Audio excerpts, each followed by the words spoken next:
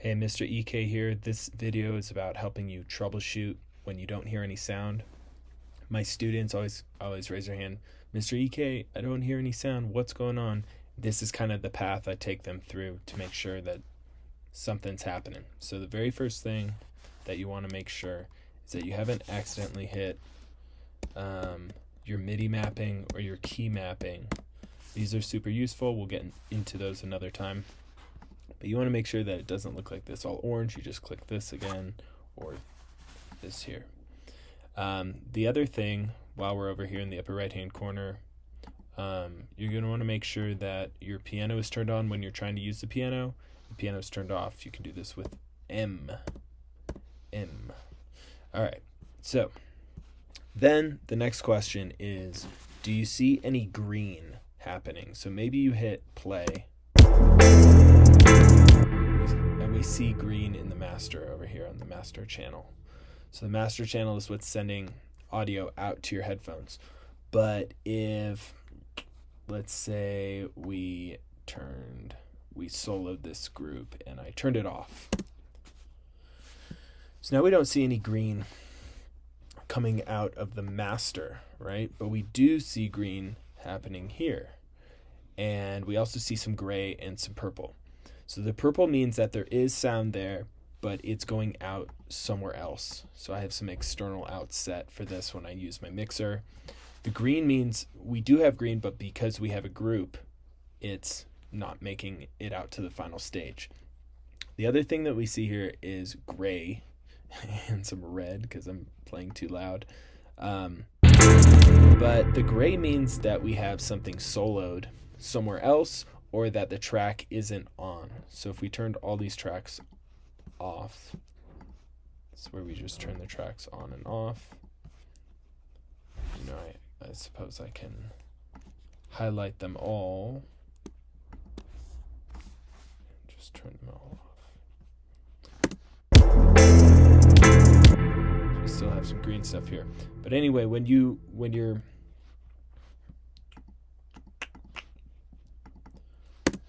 soloing something, and then that's not coming out, you're going to see gray.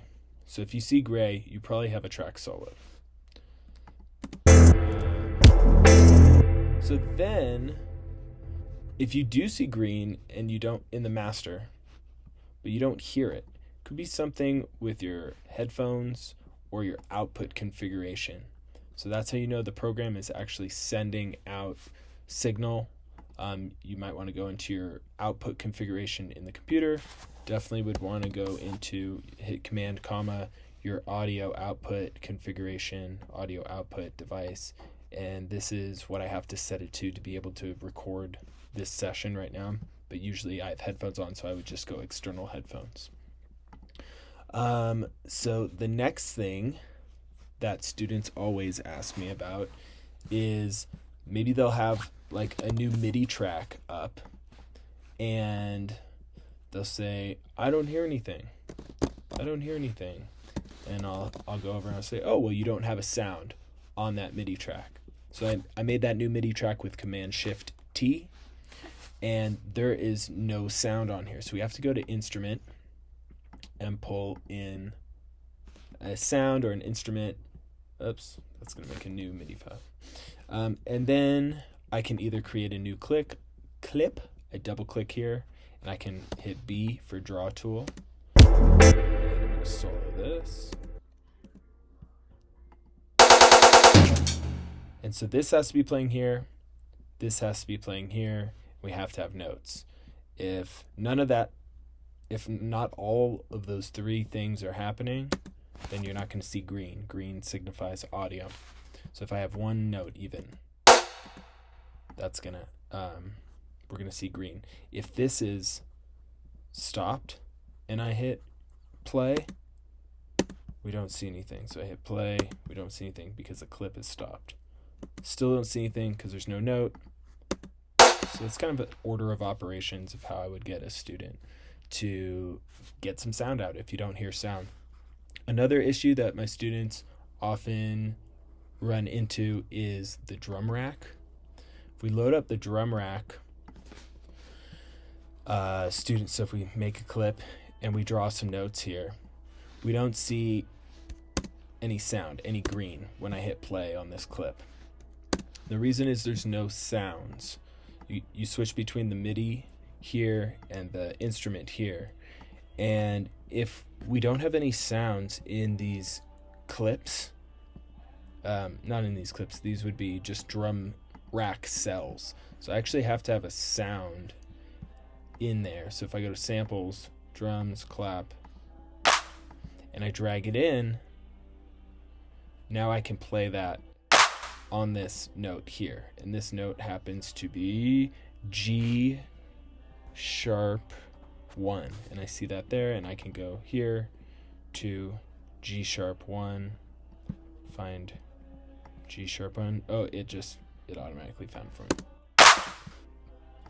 Another thing that happens if you're actually playing on a MIDI keyboard or on your computer keyboard, you just want to hit M to get to your computer keyboard so you can actually play it. So right now I'm playing, but we don't see anything. And if you look over in this area, you'll see where those notes are. They're not on this one note where the drum rack is. But even if I pull in another drum rack, let's see if I go to like a full drum rack. Where are my racks? Okay, we've got the 808 rack. This gives me 16 different sounds on 16 different pads. And if we look right here, oh yeah, I can do this. Certain ones are highlighted. That's where we have 16. You can actually load in 128 other samples, but the default is 16. And so if I play, you see these are lighting up above those. So that just means you're playing in the wrong octave. So if I go down in octave on the MIDI keyboard, that Z and X changes the octave lower or higher. And that's how you get to the octave that the drum samples live in the drum rack. So that's MIDI. The other way that we can get sound in here is with audio samples, which are different than MIDI. So if we go to samples, these are all going to be sounds. You know, a one shot like a clap isn't going to be a very interesting one. But if we go to like packs, let's see where are the packs. We have loops.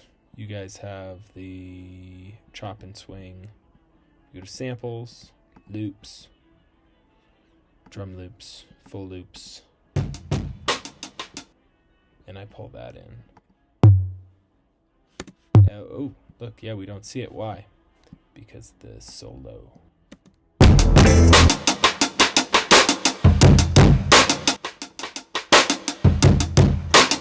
So you kind of like that loop.